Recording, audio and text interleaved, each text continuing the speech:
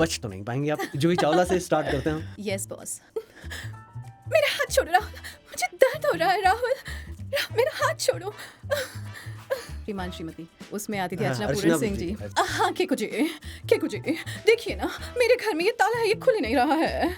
केकू जी please खोल दीजिए ना ताला। क्या बात है। वॉइसिंग में मैं जिस तरीके से इसे देखती हूँ, मुझे लगता है ये एक ब्रेथ वॉइस बॉडी कनेक्शन जब यूनिसन आता है तब आपकी परफॉर्मेंस लगती है कि क्लिक कर गई है। एक और चीज़ की क्राउड ही एक ऐसी ट्रेनिंग है वॉइसिंग में जिसमें आपको मौका मिलता है कि आप बाकायदा थोड़ा सा स्टेप बैक करके स्टोरी के कॉन्टेक्स्ट को समझें।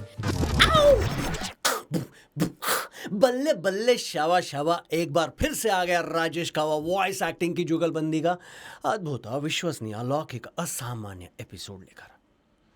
कॉन्फिडेंस कहाँ से आता है ये असामान्य अद्भुत बोलने का, यू नो? क्योंकि मेरे साथ जो शख्सियत बैठी होती है वो एक फुर्र करके जो ऑरा पिचकारी जो छोड़ती है वो गजब होता है।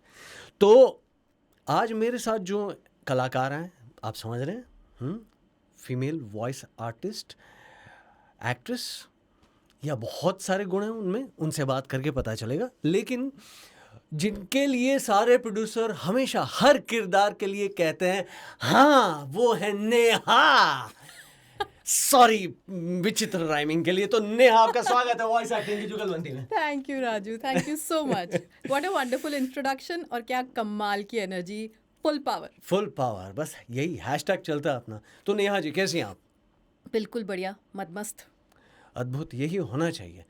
और ज़्यादा वक्त ना गवाते हुए पब्लिक अपने अपने कैमरा, अपने अपने मोबाइल या टीवी फ्रेम पकड़ के बैठी हैं, तो हम बातें शुरू करते हैं। बिल्कुल। तो जैसे मैं जानता हूँ कि वॉइस एक्ट्रेस हैं आप, वॉइस एक्टर ही कहूँगा, है ना मेरे? बिल्कुल। और आप अदाकारा भी हैं, एक्ट्रेस भी हैं, जी। उसके अलावा बहुत सारी चीज़ें। लेकिन मैं जानना चाहूँगा, मैं पर्सनली जानना चाहूँगा नेहा की अनछुई वो चीज़ें, अनछुए वो एंगल्स जो शायद लोगों को ना पता हो, हमारी कॉन्वर्सेशन के दौरान वो भी जानना चाहूँगा। लेकिन पहले मैं जानना चाहूँगा कि आपने पढ़ाई क्या की है, आप क्या पढ़ी? क्योंकि मैं हर एक वॉइस एक्टर से पूछता हूँ, है कि नहीं? मैंने स्कूल में जब से मौके मिले मुझे चीज़ें और सब्जेक्ट्स चेंज करने के, मैंने हर सब्जेक्ट चेंज किया है। तो अगर मैं काउंट करूँ तो मैंने बायोलॉजी पढ़ा है, मैंने कंप्यूटर साइंस पढ़ा है, साइकोलॉजी पढ़ा है, पब्लिक एडमिनिस्ट्रेशन पढ़ा है, मैंने एचआर में एमबीए किया है। तो ये मेरी जर्नी रही है। और क्योंकि मैं खोई थी तो रास्ता ढूंढते ढूंढते मैं इन सारी गलियों से निकली हूँ। तो काफ़ी सारी सब्जेक्ट्स को क्लोजली पढ़ने समझने का मौका मिला, जो मुझे नहीं पता था इतना काम आएगा, लेकिन इट रियली हेल्प्स इस फील्ड में, क्योंकि सडन कंफर्ट आ जाता है अलग अलग स्क्रिप्ट्स और चीज़ों के साथ। ऐसा तो लगता है मतलब कि क्या किसी बात है, फील्ड से आप हूँ। ज्ञानी हैं, मतलब आप तो बहुत सारे नहीं सब्जेक्ट्स के साथ। एक्सप्लोरर हूँ मैं शायद। जैसे या वो कहते हैं ना कि मेरे टूथपेस्ट में नमक है, मेरे टूथपेस्ट में कोयला भी है, लॉन्ग भी है। लौंग भी है। तो वैसा वाला मामला हो गया कि तो आप एचआर कहा तो कॉर्पोरेट कर चुकी हैं? जी, तो मैंने एमबीए किया था और उसके बाद मेरी फर्स्ट प्लेसमेंट हुई थी एक नॉन बैंकिंग फाइनेंशियल कंपनी में, आईएलएनएफएस में। तो बीकेसी में मेरी फ़र्स्ट जॉब थी, बड़ी ही प्यारी सी, बहुत अच्छी स्पैंकी सी कंपनी में। और मैंने वहाँ 1-1.5 साल काम किया और फिर मुझे लगा कि मुझे जस्टिस करना चाहिए अपने साथ। शायद ये एनवायरनमेंट मेरे लिए नहीं है, मैं कुछ और चाहती हूँ लाइफ में। तो फिर वहाँ से निकल गई मैं एक्सप्लोर करने के लिए, लेकिन तब इस इंडस्ट्री ने मुझे खींच लिया अपनी ओर और वाह, धीरे धीरे वहाँ से फिर उसके बाद मैंने पलट के नहीं देखा कभी, इच्छा ही नहीं हुई। करेक्ट। तब तभी आपकी शादी हो चुकी थी? मेरे कॉलेज के लास्ट सेमेस्टर में ही मेरी शादी हो गई थी। तो प्लेसमेंट और वो सारी चीज़ें उसी तरीके से वर्कआउट हुई कि जहाँ मैं रहने वाली हूँ वहाँ पे जॉब लगे। तो और आप ऐसे मुंबई से? मैं भोपाल से हूँ, मैं एमपी से हूँ। मेरा जन्म स्थान है खंडवा, किशोर जी की जन्मभूमि। और मैं भोपाल में ही पली बड़ी हूँ, वहीं से मैंने ग्रेजुएशन भी किया है। उसके बाद मैं उड़ गई वहाँ से। लिटरली लाइक उस टाइम पे मुझे ऐसा लगता था कि कितनी बोरिंग जगह है, ये है वो है। अब जो मैं मिस वापस करते अपनी हैं। जगह को देखती हूँ, मुझे लगता है क्या सोचती थी मैं, कितनी बुद्धू थी। मतलब ठीक है, अच्छी चीज़ें ढूंढी अपने लिए, पर अपनी जगह के लिए प्यार और बहुत ज़्यादा बढ़ गया है। सही बात है। कितने साल मुंबई में हुए हैं आप? 2008 से तो 14 15 साल। 14-15 साल, क्या जी। बात है। तो शुरुआत से ही ये जो कलाकारी वाला जो कीड़ा वो फुदकता रहता है वो था, या तो कॉर्पोरेट और सब किया उस दौरान भी था? वही हुआ, तो ये कीड़ा हमेशा से था। स्कूल में मैं बहुत मिमिक्री और ये सब बहुत करती थी, तो बड़ी मस्ती करी है 8, 9, 10th 11 12th में, यही सब करते थे। और उसके बाद जब जॉब में आई तो ये सारी चीज़ें छूट गई, हम्म। तो मज़ा नहीं आ रहा था। तो मतलब मुझे एक पॉइंट पे ऐसा आ गया था, मुझे लगता है मैं हंसती क्यों नहीं हूँ आजकल, हाँ। मैं इतनी सीरियस क्यों हो गई हूँ। तो that was one big reason why मैं सोच रही थी कि मुझे मुझे कुछ और करना चाहिए, मैं यहाँ के लिए मतलब नहीं कॉर्पोरेट बनी में है लेकिन मज़ा नहीं आ रहा है, हाँ। हर 1 घंटे में रज़ा आ रहा है चाय के साथ, उस चाय में भी स्वाद नहीं आ रहा है क्योंकि मज़ा नहीं आ रहा। मज़ा नहीं आ रहा है, बिल्कुल सही। तो उसके बाद सीधा एक्टिंग की तरफ गई या कैसे, वॉइस अ, एक्टिंग या क्या? वही जो एक कॉमन सोच होती है कि अगर आवाज़ अच्छी है और अगर आप थोड़ा सा एक्टिंग और मिमिक्री और इन सारी चीज़ों से कुछ राब्ता रखते हो तो ट्राई करना चाहिए। तो मेरे हस्बैंड क्योंकि इसी इंडस्ट्री से हैं, प्रोडक्शन में नहीं थे वो, लेकिन वो जानते थे कि ये एक कला है जो वो क्या करते फ्लरिश हैं? होती है। वो डिस्ट्रीब्यूशन में थे, तो उस वक्त वो नेशनल ज्योग्राफिक में थे, अब वो किसी और कंपनी में हैं। तो उन्होंने मुझे कहा कि ये कुछ ऐसी चीज़ है जो मुझे लगता है कि शायद तुम्हें ट्राई करनी चाहिए। तो मैं तो थी एक्सप्लोरर, मैंने कहा चलो कूद पड़ते हैं। मैं कूद पड़ी, एंड देन दर्पण से मुलाकात हुई, उनके साथ वर्कशॉप की और लोगों से मुलाकात हुई, धीरे धीरे फिर वाह। गाड़ी आगे बढ़ी। अभी मैं फिर से जाना चाहूँगा जी। उस स्टेटमेंट पर जिसमें आपने कहा कि आप मिमिक्री करती थी। अ, तो आप अगर है ना, तो कौन सी एक्ट्रेसेस की या किन किरदारों की या किस टाइप की मिमिक्री, क्या? तब तो मैं अपने आसपास के लोगों की मिमिक्री करती थी, एक करेक्ट, अलग रीडिंग, एक अलग ऑब्जर्वेशन थी मेरी करेक्ट। As a person. और उसके बाद मैंने अपने करियर में बहुत ज़्यादा अटेम्प्ट नहीं किया है, लेकिन मैं जूही चावला की आवाज़ के काफ़ी करीब जा पाती हूँ, मैं हेमा मालिनी जी के काफ़ी आसपास जा पाती हूँ, अरे वाह। और विद्या बालन जी की भी मैंने 1-2 मूवीज़ में परफॉर्मेंस किया है, विच वाज रियली लाइक्ड। वाह, तो क्या हम तो ऐसे तो जाने देंगे नहीं, क्योंकि ऐसे भी देखिए मिमिक्री एक्टर्स हमारे बहुत सारे मित्र हैं काफ़ी, जैसे संजय से लेकर सुमेध और साफिक, सारे जैसे केतन सिंह, बहुत सारे हैं। लेकिन फीमेल जो आर्टिस्ट हैं बहुत कम है जो मिमिक्री करती हैं। एक तो मेघना एरंड है, आप हैं, शायद 1-2 और होंगे जो शायद प्रिया मैंने, प्रिया रैना। प्रिया रैना, हाँ, प्रिया भी बहुत अच्छी मिमिक्री करती हैं। या तो कैसे है अभी, बच तो नहीं पाएंगे आप? जूही चावला से स्टार्ट करते हैं हम। Yes boss. मेरा हाथ छोड़ो राहुल, मुझे दर्द हो रहा है राहुल, राहुल मेरा हाथ छोड़ो। That was one thing that I remember about her. अरे वाह। और हेमा मालिनी जी की, हम्म। तो आप भी गोल्ड कॉइन आटा ले रहे हैं ना? जी हाँ, घर पर ले आइए गोल्ड कॉइन आटा, ये रहा। That's her. And उस that's आटे one more. में गोल्ड कॉइन भी देंगे आप? Then there is शोले में where she says,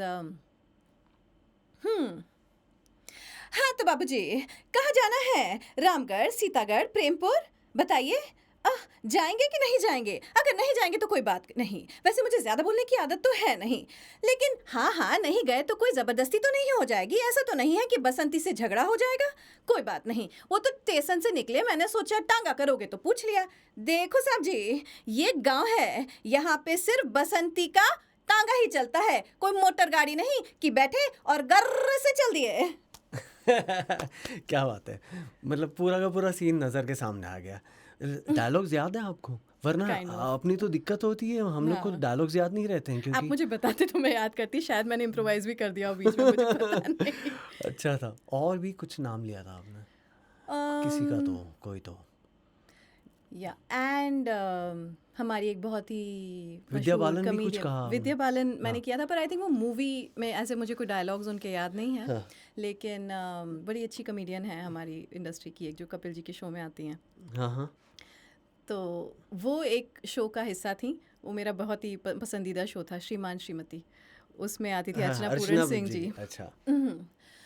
हाँ केकू जी, केकू जी, देखिए ना मेरे घर में ये ताला है, ये खुल ही नहीं रहा है, केकू जी प्लीज खोल दीजिए ना ताला। क्या बात है। हाँ, ये शो मैं जानता हूँ। शायद आजकल के बच्चे जो शायद नहीं जानते होंगे, लेकिन सर्च Possibly. कीजिए आप, ढूंढिए, माइंड ब्लोइंग शो है ना। जी। तो ये हुई, ये आवाज़ के साथ खेलने वाली बातें हुई जो आप करेक्ट। लगातार है ना, शायद कॉलेज की बात की या जो बाद में स्कूल के वक्त पे स्कूल। ज़्यादा किया करती थी, हाँ, उसके बाद मैंने कभी बहुत ज़्यादा इस पर ध्यान दिया नहीं। होम पार्टीज़ के लिए रिजर्व हो गया कॉलेज ये। में तो बहुत सारे फेस्टिवल्स होते हैं, उसमें कभी अपने आप को इस तरह से नहीं एक्सपेरिमेंट किया नहीं मैंने, किए? नहीं किया मैंने। लेकिन कॉलेज में तभी भी मैं खोज रही थी, जब मैं ग्रेजुएशन कर रही थी तभी भी मैं ढूंढ रही थी कि मुझे क्या करना है। तो वहाँ भी मेरा मन ज़्यादा लगता नहीं था, तो मैंने एक साइड हसल जैसा कहेंगे, इतना तो एनवायरनमेंट नहीं था तब भोपाल में, तो और भी नहीं, लेकिन मैं न्यूज़ रीडिंग करती थी। अरे वाह। तो भोपाल में एक लोकल न्यूज़ चैनल है जो अभी भी चलता है मेरे ख्याल से, सी न्यूज़ के नाम से, लोकल न्यूज़। तो उसमें मैं न्यूज़ एंकरिंग करती थी, तो मैं मॉर्निंग शिफ्ट में न्यूज़ पढ़ती थी, उसके बाद मैं कॉलेज करती थी और फिर बाकी एंट्रेंस वगैरह के लिए प्रिपेयर करती थी, वो भी किया मैंने। हो, मैंने कहा ना, नहीं बहुत करना चाहिए था। आपको अगर वॉइस एक्टर ही बनना है तो ये सब क्यों किया? ताकि मैं लेकिन श्योर हो जाऊं कि मुझे यही करना है। मुझे लगता है कि हाँ, थोड़ा भटकाव भी पर शायद ज़रूरी होता है, क्योंकि किसी को नहीं पता होता है कि उन्हें क्या करना है, अनलेस बहुत बचपन से एक बहुत बड़ा ड्रीम रहा हो और उसको ही चेज़ किया हो। तो ये भटकना भी एक कोशिश होती है उस चीज़ तक पहुंचने की, जो आप बोलें कि ये मेरी कॉलिंग है। तो सारी सही जर्नी बात है है। ये। देखिए, इस चीज़ को लेकर मैं अपना पॉइंट बताना चाहता हूँ अपना। आपको भी नहीं पता होगा, बहुत कम जगह पता होगा किसी कोई। मैं कॉलेज में था। मैं इंटर कॉलेज कंपटीशन करता था। मुंबई में 11th से कॉलेज स्टार्ट होती है, 10वीं जूनियर जो कॉलेज। बोर्ड एग्ज़ाम्स के बाद। तो 11th में मैंने इंटर कॉलेज कंपटीशन ड्रामा जो इंटर कॉलेज होते हैं जो, वो उसमें हिस्सा लिया था। फिर 12th में लिया था। फिर 12th का वेकेशन हुआ और पता थोड़ी था कि क्या करेंगे, कैसे करेंगे, करेक्ट, भविष्य कौन जानता है। करेक्ट। तो 12th के वेकेशन में मैंने जो ऑटो स्पेयर पार्ट्स की जो एक दुकान थी, वहाँ पे 1200 रुपये महीने पे नौकरी की थी, सुबह 8 से रात को 10। तो वो मैंने नौकरी की, लगभग 1 महीना किया होगा। लेकिन ये जो होता है ना कि जो आप चाहते हैं शिद्दत से वो हो जाता है, कायनात करेक्ट। मजबूर हो जाती है। मेरे दोस्त थे गुजराती थिएटर से, गुजराती हूँ, मुंबई में गुजराती प्लेस होते हैं, काफ़ी रिच है, बहुत। बहुत अच्छे शोज़ होते हैं। तो मुझे वो बुलाने आया था कि एक गुजराती प्ले है, उसमें बैक स्टेज की ज़रूरत है, करेगा? तो मुझे तो इतना पता था कि बस एंटर होना है, करेक्ट। कुछ तो करना है तो बस वो कर लिया। तो ज़्यादा जद्दोजहद नहीं करनी पड़ी मुझे, एक दोस्त के नाते एक रास्ता मिल गया। तो ये होता है कि आपको कहीं ना कहीं कभी जल्दी कभी किसी को लेट दिशा मिलती है, वो मायने रखता है। तो फिर मैंने दर्पण के यहाँ वर्कशॉप की। तब इतने ज़्यादा कोर्सेज अवेलेबल नहीं थे, मैं नहीं थे। 2009 की बात कर रही हूँ, तब इतने ज़्यादा नहीं थे, एक दो जगह होते थे। और फिर एक और जगह में मैंने एक वर्कशॉप की थी, अ, मैं नाम रिकॉल नहीं कर पा रही हूँ। तो वहाँ पे मैंने एक हफ़्ते की वर्कशॉप की, और उसके बाद मुझे वहाँ की एक फैकल्टी हैं लवीन जी, जो कि बहुत ही नोन राइटर हैं। उन्होंने मुझे बोला कि एक जगह ऑडिशन हो रहे हैं, तुम जाओ मिल कर के आओ। तो हमीद जी के यहाँ तब ऑडिशन चल रहे थे। वाह। तो मेरा पहला स्टूडियो एक्सपीरियंस डबिंग के लिए एक प्रोजेक्ट था, जो 52 एपिसोड था, शो था, उसका नाम था चिकन स्टू। और मुझे तो मतलब मैंने वर्कशॉप्स की थी, लेकिन एक्चुअली जो आप मीटर समझते हो, डबिंग के सिंक करने के टेक्निकल लिए। सिंक, वो सब नहीं पता था मुझे।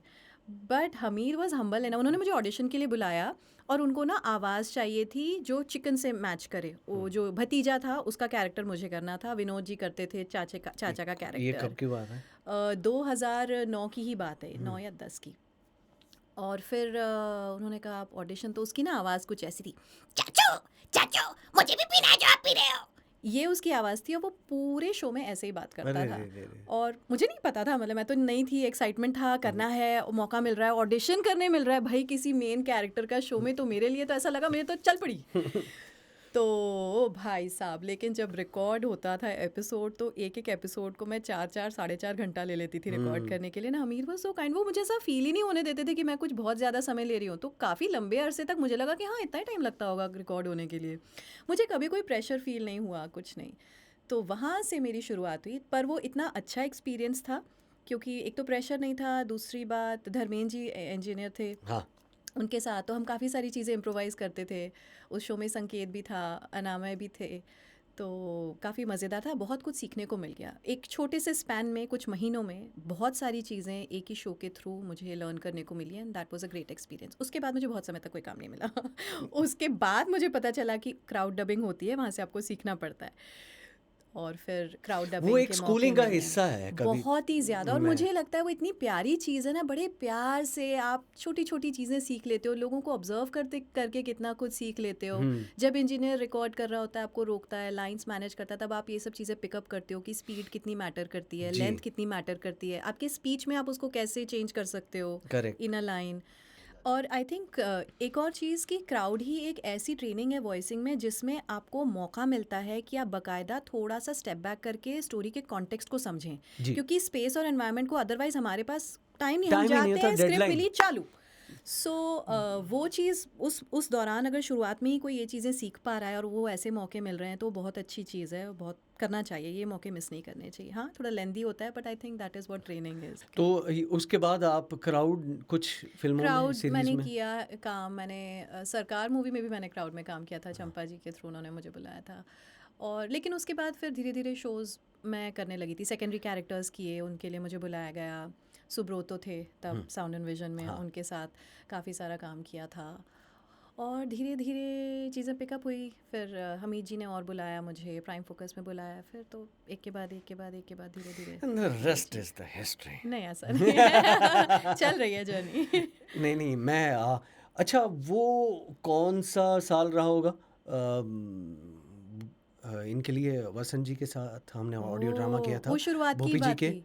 वो भी 10 या 11 की बात है रही ना? होगी। हाँ, हाँ। तभी मैंने इनकी कलाकारी को नोट किया था, क्योंकि मैं तो कर रहा था अगर कुछ सालों से, कई सालों से। जी। तो मैंने देखा कि ऑडियो ड्रामा कर रहा हूँ मैं, और ऑडियो ड्रामा में मेरे साथ जो कलाकार हैं वो कोई नई फीमेल आर्टिस्ट हैं, लेकिन बहुत ही बेहतरीन कर रही हैं, जो मेरे जॉनरा का है एक्टिंग है, क्योंकि मैं बहुत रैंडम परफॉर्म करता हूँ, जो रियल लगे, नेचुरल लगे, और उसी टाइप का आप कर रही थी, इसलिए मुझे अच्छा लगा। मैंने तभी आपको बोला था जी, और उनको भी बोला था और भूपी जी को भी बोला था फ़ोन करके, जी, तो तभी से ही कलाकारी देखी थी। जी, तब से लेकर नेटफ्लिक्स के कुछ प्रीमियम शोज़ जी, या बहुत बड़ी फिल्म जी, लायन किंग, जी। है ना, तो उसके बारे में, कुछ किरदारों के बारे में, आपके टॉप 3 या टॉप 5 किरदार है कुछ रैंडम अगर?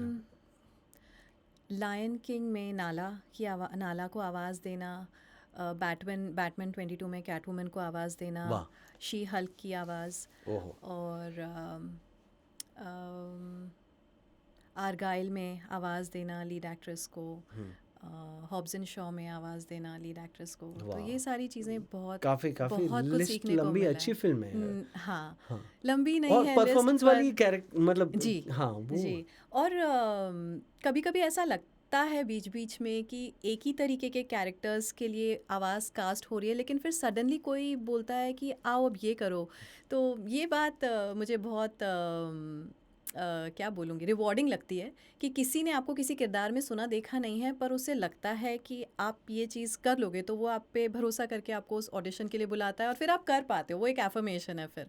तो वो सीखना भी डायरेक्टर्स की वजह से ही मिलता है, क्योंकि वो देख पाते हैं आप में कि यार ये चीज़ है, हम आपको देखेंगे, हम आपसे करवा लेंगे ये चीज़। तो ऐसा 2 मूवीज़ है रिसेंटली जिनमें मैं बहुत ज़्यादा एनिमेशन नहीं कर पाई हूँ, लेकिन माइग्रेशन में आपके साथ काम करने का मौका मिला है। बहुत ही और उम्दा फिल्म है, बहुत ही माइंड ब्लोइंग बहुत ही फिल्म। प्यारी फिल्म है, अगर आप लोगों ने नहीं देखी है अभी तक तो ज़रूर देखिए। फैमिली वॉच है और बनी है फैमिली के साथ देखने के माइग्रेशन, लिए। जी हाँ, माइग्रेशन।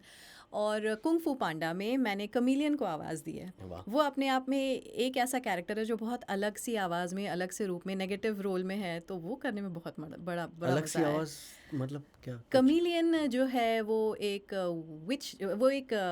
कमीलियन ही है, अभी गिरगिट अभी है। तो फिल्म रिलीज हो और चुकी है, हम डायलॉग या आवाज़ आप बता सकती हैं तो क्या, क्योंकि उसमें मैंने आई भी डोंट एक नो मुझे किरदार किया डायलॉग। है, तो जी, तुम्हारी फ़ैन हूँ टाइलंग। तुम्हें लगता है कि मैं एक पिद्दी सी छोटी सी गिरगिट हूँ? That's what I can remember. I don't remember अ हाँ डायलॉग, बट नहीं ये वही आवाज़ होता है, बहुत डायलॉग याद नहीं रहते, लेकिन बहुत बढ़िया अलग आवाज़ तो है, हस्क है, बेस है, काफ़ी हँस अलग है। नई पहचान में आई। तो मतलब मुझे समीर ने इसके लिए कास्ट किया और ट्राई हाँ किया। उन्होंने कहा नहीं, कि देखो मैं समीर बहुत ही बहुत ही एक्सपेरिमेंट करते हैं। बहुत एक्सपेरिमेंट करते हैं और उनकी हर कास्टिंग डिफरेंट होती है और वो ऐसी ऐसी आवाज़ों को यूज़ करते हैं ऐसे नए किरदारों के लिए जो पहले नहीं सुनी गई हैं। हाँ हाँ तो वो चैलेंज भी थ्रो करते हैं और कास्टिंग में आई थिंक मैं कहूँगी कि he is one of my favourite. तो मैं अगर अभी मैं आपके साथ जितने भी प्रोजेक्ट किए हैं या आप कुछ सुना है, तो उस हिसाब से उस लिहाज से मैं मानता हूँ कि आप बहुत अच्छी वॉइस एक्ट्रेस हैं। तो आपके आवाज़ के साथ बहुत अच्छा खिल लेती है। आज की जो भी जितनी भी करंट अगर फीमेल आर्टिस्ट हैं उनमें बहुत ही बेहतरीन काम कर रही हैं, थैंक यू। बहुत नेचुरल कर रही हैं। तो लेकिन इसके पीछे मेरा एक सवाल है कि ये बेशक पता चलता है कि आप एक्ट्रेस हैं, तो जी। आपने एक्टिंग को लेकर कुछ किया है, सीखा है, या इतना ईज़ के साथ बहुत सारी चीज़ें कैसे हो जाती हैं? मुझे लगता है ये मेरे लिए तो मैंने एक्सपीरियंस किया एक नेचुरल प्रोग्रेशन है हुँ, कि हम जो करते हैं वो एक्टिंग ही है।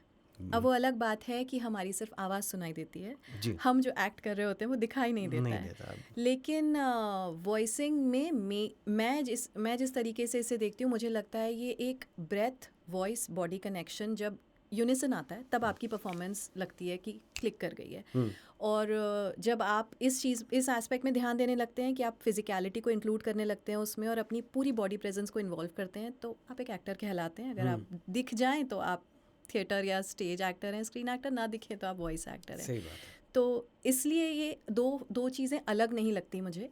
लेकिन क्योंकि हम माइक के सामने रहते हैं और कई सारे टेक्निकल रीज़न से बंधे हुए होते हैं, हम इतना फ्री स्पेस नहीं रहता है, तो मुझे एक पॉइंट के बाद ऐसा लगा कि मुझे इस चीज़ को भी ओन करने की कोशिश करनी चाहिए।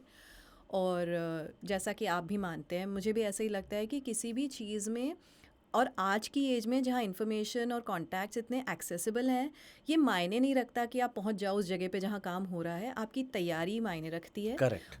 वो अगर आप तैयार हो तो एक छोटी सी अपॉर्चुनिटी को भी आप क्लिक कर लोगे और आपका रास्ता बनता जाएगा। और जी, अगर मेरी तैयारी नहीं है तो मैं फिर डिसअपॉइंट ही होती रहूँगी और अपने आप को डाउट करूँगी। एक एक्सपीरियंस की जब आप जैसे वाइल्ड स्क्रिप्ट की बात कर रहा हूँ जी। मैं। जी। हाँ, जैसे अगर आप किसी शो को कर रहे हैं, फ़िल्म को कर रहे हैं, तो आपको उनको फ़ॉलो करना है, कैरेक्टर को। लेकिन जब ओरिजिनल करने का कहीं मौका मिला है, फिर चाहे रेडियो हो या ओरिजिनल एनिमेशन हो या ऐसी चीज़ जिसमें आपने किरदार को थोड़ा डिज़ाइन किया हो कि ये ऐसा होगा। रेडियो प्लेस में तो हम हमेशा ही वो काम करते हाँ, हैं। और मैंने शुमंतो जी के साथ एक हॉरर ऑडियो प्ले किया था, ऑडियो ड्रामा।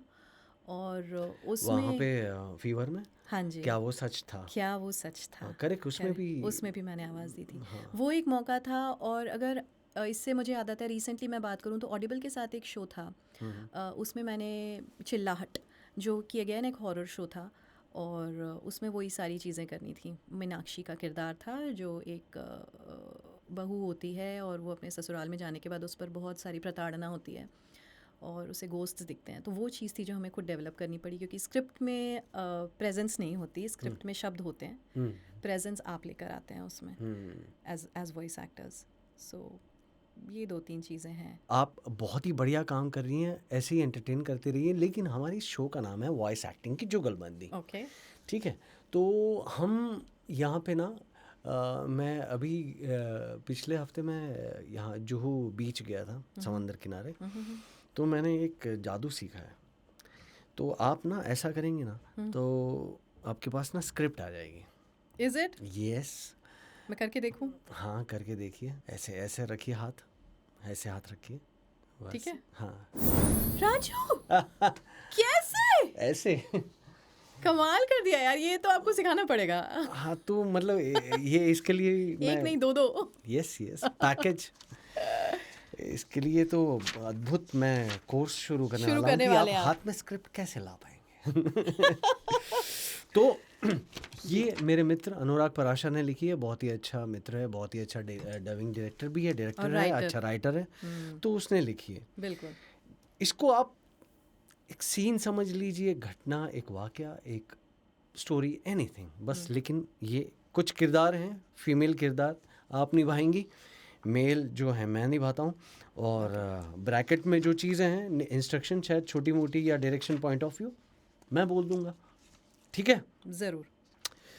तो इसका जो टाइटल है वो दिया गया है एग्जाम वाली लड़की। ठीक है, तो शुरू करते हैं। रोहन, जल्दी उठो, आज एग्जाम देने जाना है तुमको। लेट हो जाओगे अगर सोते रह गए तो। मन नहीं है माँ। अब फॉर्म फिल किया है तो जाना ही होगा, भले ही फॉर्मेलिटी के लिए सही। चल उठा बेटा, जल्दी आ, नाश्ता लग गया है। आया आया, आ रहा हूँ। अच्छा सुन, रुक रुक रुक। हाँ। ये ले 1000 रुपए ले, और इसका मतलब ये नहीं है कि खर्च कर देगा, हाँ?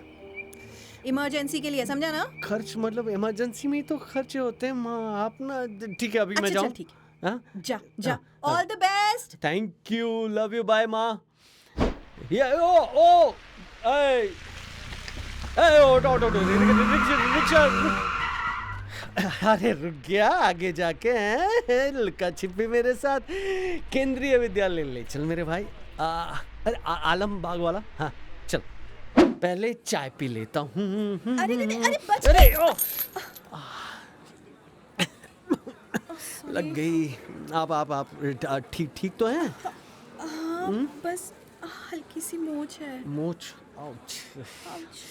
नहीं मतलब कितनी खूबसूरत लड़की है, बहुत खूब। आप ठीक हो? हाँ मैं ठीक है, एकदम मस्त बढ़िया एकदम। आपको देख के मतलब सारी खरोंचे जख्म भर गए। क्या? नहीं, आप वो क्रीम वाला साबुन लगाती हैं?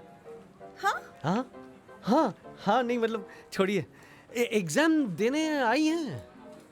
तो तुम यहाँ डिस्को करने आए हो? नहीं ऑब्वियस है यार, एग्जाम देने आई हूँ। अरे पूछा कुछ जवाब कुछ है। 30 मार्क का लड़की डिस्को, अच्छा आइडिया है। यहाँ से ज़्यादा दूर नहीं है, मैं अकेले नहीं जाता, कभी पार्टनर के साथ ही जाता हूँ। अगर पार्टनर बनना चाहती हो तो सोचो इस बारे में, चलोगी?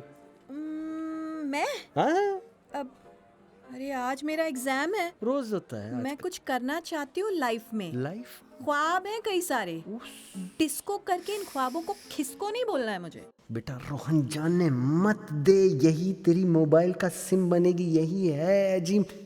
ओहो मैडम जी सुनिए, रुकिए तो, एग्जाम के बाद मिले वाली मैडम। हाँ? हाँ मिले, मतलब एग्जाम के बाद। कहाँ? यही गेट के बाहर वेट करूंगा, ऐसे बाल ऐसे करते हुए। ओके, अब मैं एग्जाम देने जाऊँ प्लीज? हाँ बिल्कुल, जाइए, शौक से जाइए। ऑल द बेस्ट हो मैडम जी। आपको भी। और सॉरी, वो मैं आप पर यूं ही बिगड़ गई। अरे आप बिगड़े हैं, आप हम पे गिरे हैं, कोई बात नहीं, it's okay. I am Rohan. I am गजल। थैंक्स। बहुत प्यारा नाम है, पढ़ने का मन हो गया मतलब। क्या? गजल पढ़ने का तो अर्ज किया है। अब जो अर्ज करना है हाँ? पेपर में करेंगे प्लीज। अब चले अंदर। हाँ हाँ हाँ बाय। बाय। सीधा टाइम लैप्स, 3 घंटे हो चुके हैं एग्जाम के बाद। कट टू पेपर गया, एग्जाम हो गया, 3 घंटे हो गए, अब मिलूंगा मैं गजल से। और 15 मिनट बीत चुके। अरे यार 15 मिनट गुजर गए, बाहर नहीं आई, चक्कर क्या है, माजरा क्या है, जाकर देखता हूँ। एक काम करना, 100% वो टॉयलेट में होगी, गर्ल्स टॉयलेट में जाके देखता हूँ। ये अरे आंटी जी आ रही है, मैडम जी, उनसे पूछता हूँ। आंटी जी, एक्सक्यूज मी मैडम, आप वॉशरूम चलेंगी क्या?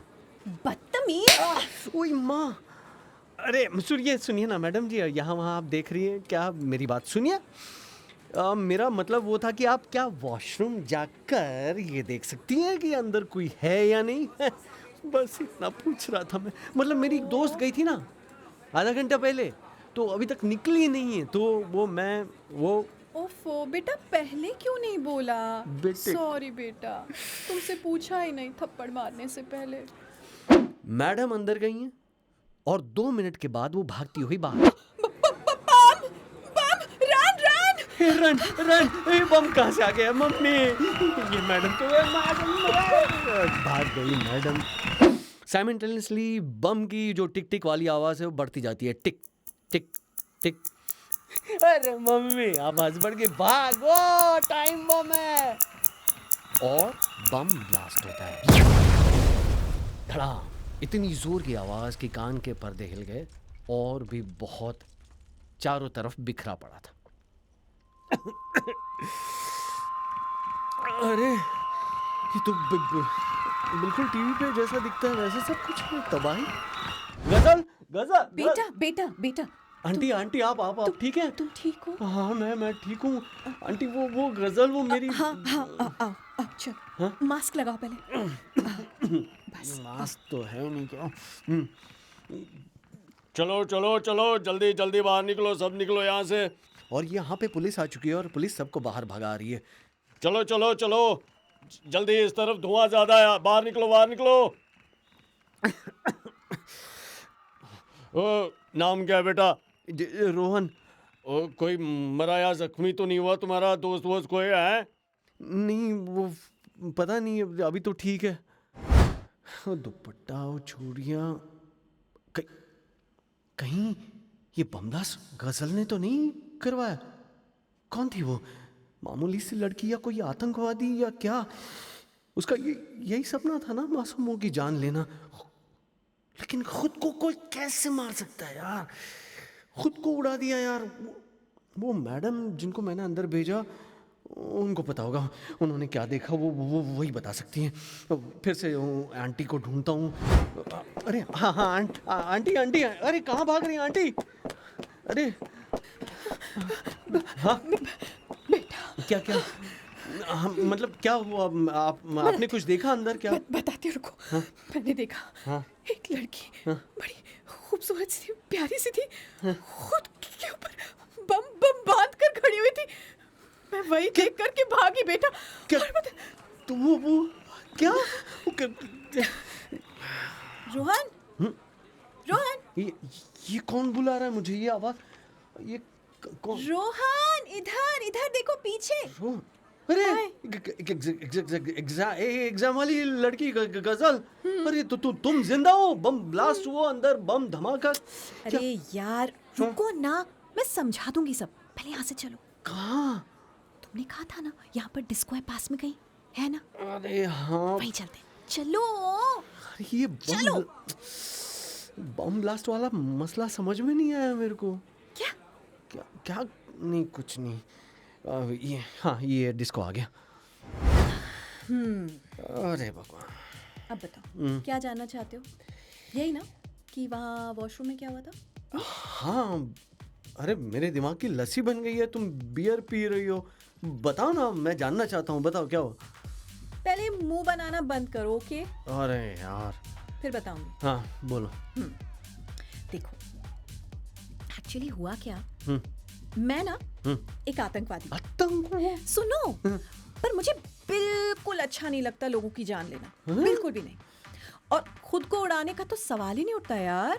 One life. तो मैं बम लगा रही थी, तभी वो मैडम आ गई। उसने हाँ, देखा, आंटी। चिल्लाने लगी, घबराने लगी, तो मैं भी जल्दी से हड़बड़ा गई और मैंने जल्दी से कपड़े बदले, बम को फ्लश में डाला ताकि धमाका ज्यादा बड़ा ना हो, ज्यादा लोगों को कुछ हो ना। और उसके बाद मैं विंडो से कूदकर बाहर आ गई। और उसके बाद तुमको देखा और सीधा डिस्को में आ गई, यहाँ बियर पीने। बस क्यों इतना टेंशन ले रहे थे? छोटी सी बात है यार। छोटी सी बात। मैं गजल में आया, मैं अरे? मतलब वॉशरूम आया, बस आता हूँ। यार ओके। और तभी ये वहां पे कॉर्नर में टीवी पर चल रही न्यूज़ देखता है। केंद्रीय विद्यालय में हुए बम ब्लास्ट में 4 लोग मारे गए हैं और 20 लोग जख्मी हो गए हैं। आज रेलवे की परीक्षा थी स्कूल में। मृतकों को सरकार 2 लाख का हर्जाना भी देगी और घायलों को 1 लाख का। बाप रे, ये बोली कोई मरा नहीं, वो फ्लश किया, ज्यादा बड़ा धमाका ना हो। रोहन आओ ना, डांस करो ना। आता हूँ। हाँ बोलो। देख मैं बताती हूँ, टेंशन मत लो, ओके? नहीं आता मुझे ये- नाचना यार। रुको ना, सीख जाओगे, सब सीख सकते हैं। हाँ। ये हाथ उठाओ उठाए, ऐसे, हाँ। आप कमर पर रखो और अरे। शर्माओ मत यार। शाबाश, देखो कितना अच्छा कर रहे हो। हाँ। बढ़िया, बस यही तो करना है, कम ऑन। ठीक है। और तभी रोहन मन में सोचता है, कई लोगों की जान ली है इसने और तू यहाँ इसके साथ डांस कर रहा है बेटा। रोहन कुछ कर, ये बड़ा करने का टाइम है, सही जगह पहुंचाने का टाइम है इसको। इसका हीरो ना बन, ठीक है? जिंदगी में हीरो बनने का ये मौका मिला तुझे, चल जल्दी। सुना, बियर पियोगी? हाँ मतलब मैं भी पीऊंगा, मेरे साथ पियोगी? तुम तो पीते नहीं हो ना। अब पता नहीं, तुम कभी मिलो ना मिलो तो एक एक आज हो ही जाए। चलो चलो। अरे क्या क्या हुआ, रो क्यों रही हो? अरे आई हेट टीयर्स। इन आंसुओं को पोंछ डालो और बियर के 2 घूंट लगा लो। वेट वेट वेट, 2 बियर और ला, ये लो गजल, लो पियो। लाओ। अरे यार क्या देख रही हो, पियो यार, जम के पियो, आज तो पार्टी करेंगे। पार्टी करेंगे। पियो क्या पियो। बेटा और लेके आओ ना प्लीज। हाँ तुम, अरे कितनी, 1 2 3 4 8 होगी तुम्हारी हैं? 8? अरे वाह, ठीक हो अभी? नींद आ रही है? रोहन आ, घर जाना। घर जाना? चलो चलो, बहुत पी ली ना, और पियेंगे नहीं? ये एक काम करते हैं, आखिरी जाम इस मुलाकात के नाम, ये लास्ट पीते हैं, ठीक है? चीयर्स। रोहन बहुत प्यार। हाँ प्यारा तो हूँ, हाँ। और खतरनाक भी, क्योंकि देश प्रेमी हूँ मैं। अरे सो गई, इसको उठा लेता हूँ। Auto auto, police station. कट्टू सीधा पुलिस स्टेशन में इंस्पेक्टर साहब के सामने। साहब साहब, ये रही आपकी मुजरिम, वो जो पीछे वो उस स्कूल में बम ब्लास्ट हुआ ना, इसी ने किया है। अबे ये तो, अरे दिमाग ठिकाने पे है क्या है? कुछ भी बोल रहा है। अरे किसको उठा के लाया? ये तो सो रही है। अरे आपको स्कूल के वॉशरूम से काला कपड़ा वगैरह कुछ मिला? हाँ साहब, मिला तो है, उसमें बाल भी मिला है। हाँ तो फिर क्या है, मतलब इसका डीएनए टेस्ट करवा लीजिए, बाल ये सब कुछ है, पता चल जाएगा। मुझसे ज़्यादा तो आप जानते हैं। लेकिन देख, अगर नहीं हुआ तो बम ब्लास्ट तूने किया ऐसा समझूंगा और तुझे अंदर कर दूंगा, है समझा? एक काम कीजिए, इसका बैग देखिए, क्या है उसमें? नक्शा है, RDX है। अरे तू तो सच बोल रहा है छोकरा। झूठ तो कभी बोला ही नहीं। ओए शिल्पा, ये लड़की को अदालत में डाला है, ले जा। ओए लड़की, दारू पिए? ओए ये कुछ बोलने की हालत में नहीं, ले जाओ मैडम, शिल्पा मैडम। अरे शिल्पा मैडम, ले जाओ इसको। हाँ साहब, इसको यहाँ लाने के लिए पिलानी पड़ी, और मुझे भी थोड़ी पीनी पड़ी। घर पे पापा को मत बोलिएगा। हाँ नहीं बोलूँगा, चल चल। कट्टू सीधा घर पे। बेटा रोहन कहाँ था बेटा? यहाँ हम परेशान हुए जा रहे थे। अरे बोलता क्यों नहीं? वो पापा, वो मैं। सूत्रों के मुताबिक अभी अभी पता चला है कि स्कूल में हुए बम ब्लास्ट को एक लड़की ने अंजाम दिया। अभी वो पुलिस की हिरासत में है। पुलिस ने बताया कि रात को एक लड़का उस आतंकवादी लड़की को लेकर पुलिस स्टेशन लाया था। लड़की के बैग से RDX और IED मिले हैं। हम आपके पास ये समाचार लगातार लाते रहेंगे। तो पापा, वो जो लड़का, वो मैं ही हूँ। हाँ बेटा, proud of you. Thank you पापा। आ गया बेटा। ये ले, दूध पी ले, थक गया होगा है ना? अरे नहीं माँ, दूध पीता हूँ तो पेट में गुड़गुड़ होती है। पी चल। बहुत सारी चीजें थी यार। हाँ, मजा आ गया। मजेदार। धमाल धमाल, Awesome. सुपर बहुत बढ़िया। और एक के बाद एक चीजें करते जाना, इसमें ज्यादा सोचने का मौका नहीं, जैसे मौका आजकल नहीं हम काम करते हैं, डेडलाइन सर पे है और बिल्कुल, काम बिल्कुल। करना है। तो thank you so much Neha ji, मज़ा आ गया। थैंक यू आपको ये इतना ब्यूटीफुल सा पॉडकास्ट और ये शो बनाने के लिए और हमें मौका देने के लिए और ऑन स्क्रीन मस्ती करने बस के ये लिए। तो मेरी और मंत्रा भाई की कोशिश जारी है, बाकी में नाश्ते में चाय के साथ खा रही है तो तो ये कोशिश जारी है कि हम आप जैसे अद्भुत उम्दा कलाकारों के साथ बस एक के बाद एपिसोड करते जो रहें। भी हो, वॉइस इंडस्ट्री हमेशा भारी है। यस, क्या बात है, देखा। तो आप कुछ कहना चाहेंगी जो एस्पायरिंग वॉइस एक्टर या जिनको भी जो इस इंडस्ट्री को प्यार करते हैं अपने मैं शब्दों बस ये कहना चाहती हूँ कि आप लोग एक बहुत अच्छे समय में सोच रहे हैं इस इंडस्ट्री का हिस्सा बनने के लिए। कितनी भी इंफॉर्मेशन हो, कितनी सारी स्टिमुलस हो आपके आसपास, लेकिन अपने पागलपन को कम मत होने दीजिए और बस सीखते चलिए। जो मौके मिले उन्हें लेकर उनसे आगे बढ़ते चलिए, मंजिल अपने आप आपको मिल जाएगी। सही कहा, पॉजिटिविटी वो एक जो जो आपका माइंड सेट होना है वो हाँ, बहुत क्लियर और होना बहुत चाहिए। शुरुआत में गोल सेट कर लेने से हो सकता है कई ऐसी अपॉर्चुनिटीज़ आपको मिलें जिन्हें आप देख ना पाएँ। इसलिए अपने आप को ओपन रखिए और बस क्राफ्ट के बारे में सोचिए, आपको ज़्यादा दिक्कत होगी नहीं, आप पहुंच जाएंगे अपनी मंजिल तक। और हमारी इंडस्ट्री में सब लोग वॉइस एक्टर्स हैं, लेकिन सबके अपने अलग अलग रास्ते हैं और वो किसी ने सोचे नहीं थे, सही वो बात। काम ने दिखाए हैं। तो अगर आपका रिलेशनशिप अपने काम के साथ ऑनेस्ट है तो बाकी आपको कोई चीज़ सोचने की ज़रूरत ही नहीं है। सुपर, बहुत बढ़िया। बस आप ऐसे ही हमें एंटरटेन करते रहिए नेहा जी, एक के बाद एक माइंड ब्लोइंग किरदार देते जाइए आप फिल्म और सीरीज़ के ज़रिए। थैंक यू राजू, आपकी स्पॉन्टेनिटी के लिए, इस मस्ती के लिए और फुल पावर के लिए। Thank you so much, thank you. Thank you.